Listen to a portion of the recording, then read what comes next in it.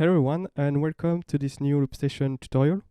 In this tutorial I will show you how I did the PIEGE track by Saro. So let's start. The BPM of the song is 70 but I use 140. I'm more comfortable with a faster metronome, but you can use 70, it works as well. If you are using the 140 BPM, make sure to put the snare on the third time and not on the second. So for the input effects, I will use guitar to bass with the balance of 50-50. We will use this for the kick. On the second, I have my EQ for my hi-hat and snare. And on the third one, I have some reverb, 2 seconds, 50 of level and depth of 100. You will also need, for the main melody, the vocal dist on the input FX B. Distortion is 100, tone is plus 50, and the level will be around 35.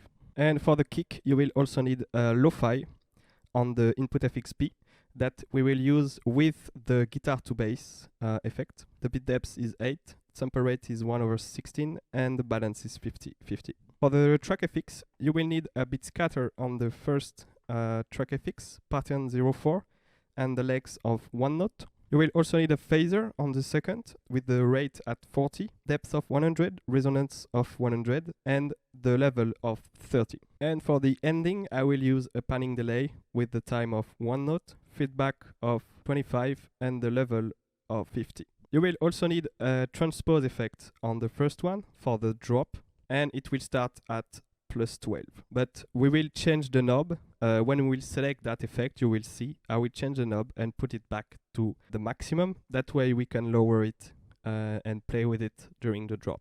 Make sure to start with the bit scatter on the first one, and that's it. For the track, I will put my hi-hat and snare here. On the second, I have my kick, so make sure it's one shot. On the third one, I have my main melody. On the fourth, I have the drop, the 2 notes. And on the track 5, I have the trumpet. So make sure to put the measure on 8.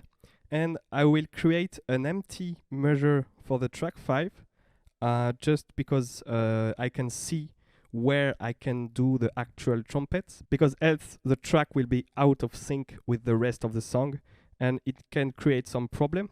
So in order to do this, you hold the stop button and you press play. That way we'll create an empty track that has nothing inside with the measure of 8 according to the tempo that you provided, obviously.